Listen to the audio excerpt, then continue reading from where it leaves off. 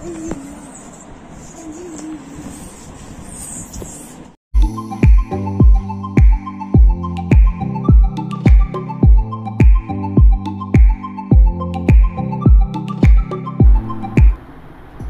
আলাইকুম everyone, আইরাস family blog থেকে জানাচ্ছি সবাইকে স্বাগতম। আশা করি সবাই আল্লাহর রহমতে অনেক ভালো আছেন। তো আজকে আরেকটি নতুন ব্লগ নিয়ে হাজির হলাম আপনাদের সামনে। তো প্রথমে হয়তো সবাই দেখেই বুঝে গিয়েছেন যে আয়রার শরীরটা ভালো নেই, সিজনাল জ্বর ঠান্ডা আর কি যেটা হয়, তো সেটাই হয়েছে। হঠাৎ করে বুঝলাম না কীভাবে জানি ঠান্ডাটা লেগে গেল। অনেক কষ্ট পাচ্ছে আসলে, এমন ঠান্ডায় লেগেছে মানে নিঃশ্বাস নিতে পারছে না, নাক দিয়ে তো পানি পড়ছেই, কাশির সাথে। তো সব মিলিয়ে আসলে মেয়েটা অনেক কষ্ট করছে।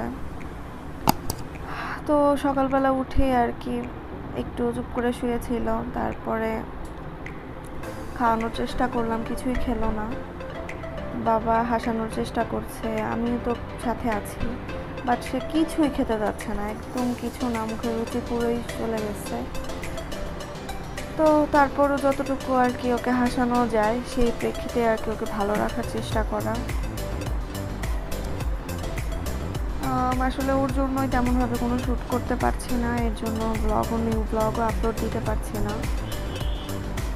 ওর অসুস্থ থাকলে আসলে ওর সাথে বেশিক্ষণ থাকা হয়, ও আমাকে ছাড়া কিছুই তেমন বুঝে না। তো এদিকে আবার আমার শাশুড়ি মা একটা আন্টিকে দিয়ে নদীর মাছ কিনে এনেছিল, সেই মাছগুলোই আসলে ওকে নিয়েই দেখছিলাম। তো এরকম তাজা মাছ আসলে সচরাচর পাওয়া হয় না, তো অনেক রকমেরই মাছ ছিল।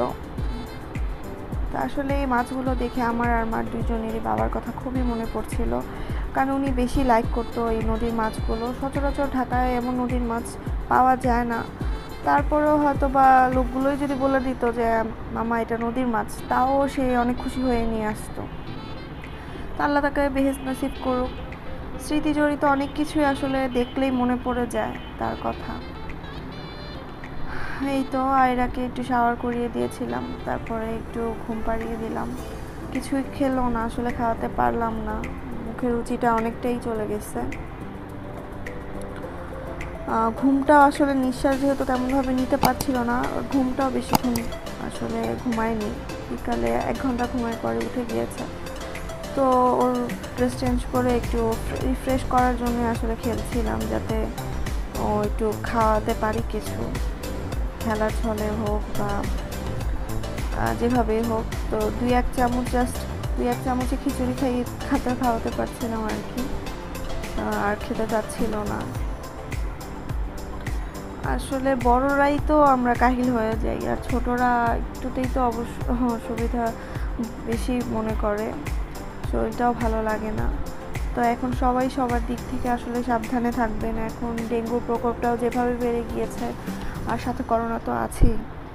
তো আল্লাহ পাক এই মহামারীগুলো, এই কঠিন অবস্থা থেকে আমাদের উত্তরণ করার তৌফিক দান করুক। আর এই তো সবার জায়গা থেকে সবাই ভালো থাকবেন। তো বিকালে একটু ডক্টরের কাছে গিয়েছিলাম, ডক্টরকে দেখিয়ে আসলে যে আঙ্কেলের দোকান থেকে আমরা প্রায় ওষুধ কিনি, তো ওইখানে গিয়েছিলাম একটু ওষুধগুলো আনতে। আসলে ছেলে মেয়ে কিছু হলে বাবা মার যে কেমন লাগে, আসলে প্রত্যেকটা বাবা মাই হয়তো বা ফিল করে।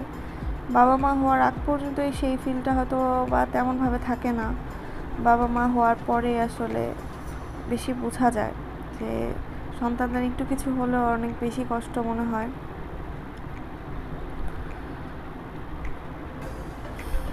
এই আঙ্কেলটাকে আবার আয়রা অনেক বেশি পছন্দ করে, গেলেই নানা ভাই সিবিট দেন বলতে থাকে। তো মামাইকে নিয়ে আসা, আসলে আয়রার এই অবস্থা দেখলে আসলে বেশি কষ্ট লাগে, কারণ ও অনেকটাই চঞ্চল অন্য বাচ্চাদের থেকে। তো অসুস্থ হলে অনেক বেশি নেতিয়ে পড়ে একদম। আবার একটু যখনই মনে করে ওর শরীরটা সুস্থ লাগে, আবার আগের মতো দৌড়ঝাঁপ শুরু, এই অবস্থা।